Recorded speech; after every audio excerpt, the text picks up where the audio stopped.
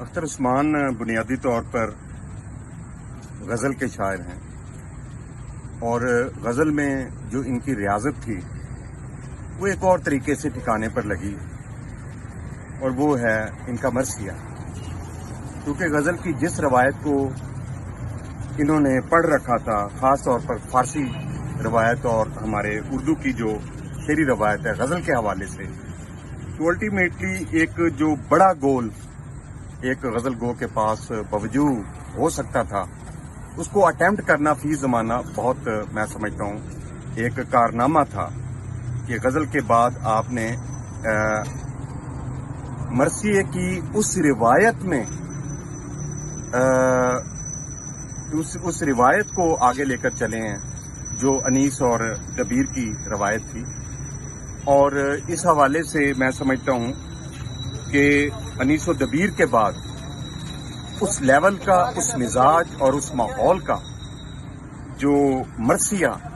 اگر کہیں موجود ہے تو ہمارے پاس اختر عثمان کے علاوہ کوئی تیسرا نام نہیں. اسی طرح ایک اور میدان نظم کا تھا. ایک غزل کہنے والے کے لیے نظم میں مقام بنانا میرے خیال میں بہت مشکل تھا. وہ اس لیے بھی کہ ایک کپلٹ میں دو مصروں میں بات کہنے والا جو ایک مزاج یا جو ایک طبع بنی ہوئی ہوتی ہے، اس کا ڈیٹیل میں جانا اور اپنے افکار و نظریات کو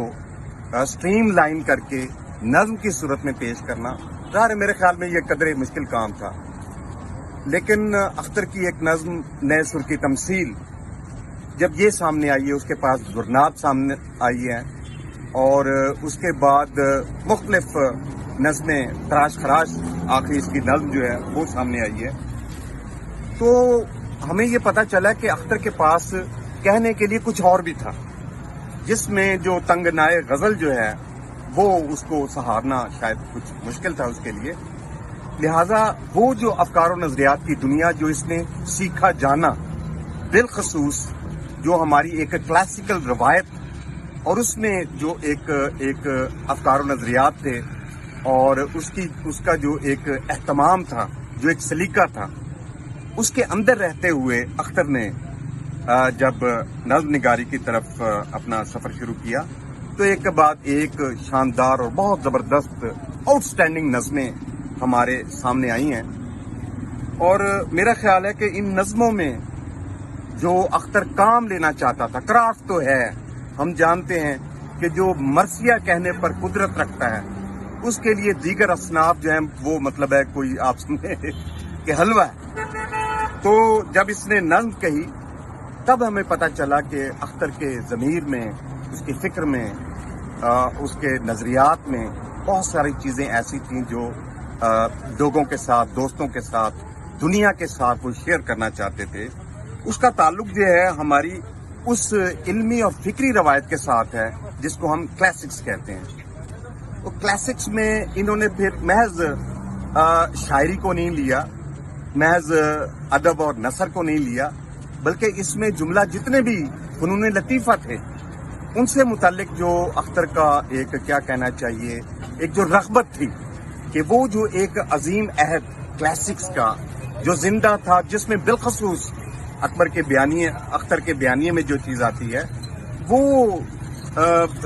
نچلے اور کچلے ہوئے طبقات کی نمائندگی. اختر کا کہنا یہ ہے کہ کلاسکس کا درجہ دینے والے جو ہنرمند ہیں، جو فنون لطیفہ کو، اس کی عمارات کو اٹھانے والے ہیں، وہ تمام کے تمام جس طبقے سے تعلق رکھتے تھے ان کی اپریسیشن ہونی چاہیے. چنانچہ اختر نے اپنی تقریباً تمام اہم نظموں میں، بالخصوص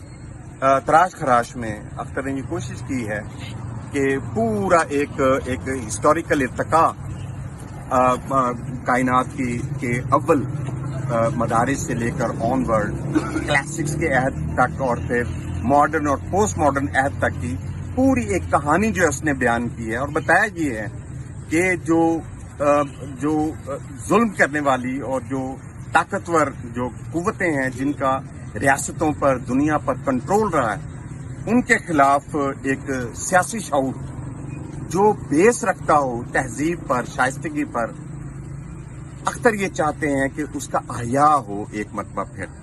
اچھا، یہی چیز پھر بعد میں نے دیکھی ہے. جو نظم میں یہ چاہتا تھا، اس نظم کا سارا بیانیہ بعد میں اس کی تنقید نے دیا ہے، اور اس کی تنقید جو انگریزی پرچوں میں اور بین الاقوامی اخبارات میں اس کی تنقید چھپتی رہی، اس کو میں نے پڑھا ہے. اس کا بھی بنیادی جو محور ہے وہ یہی ہے کہ جو فنون لطیفہ اور ہماری جو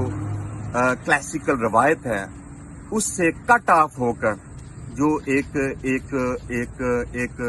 ولگر اسکول آف بیوٹی آپ یوں سمجھ لیں جو سامنے آیا ہے، اختر نے اسے کبھی پسند نہیں کیا اور چاہتا ہے کہ تہذیب و شائستگی کے وہ حوالے جو کبھی تھے ہمارے کلاسکس میں، وہ دوبارہ سے ان کا کسی نہ کسی طریقے سے احیاء ہو چکا. اچھا، دلچسپ بات اس میں ایک اور بھی ہے، وہ یہ ہے کہ اب ہم کہتے ہیں کہ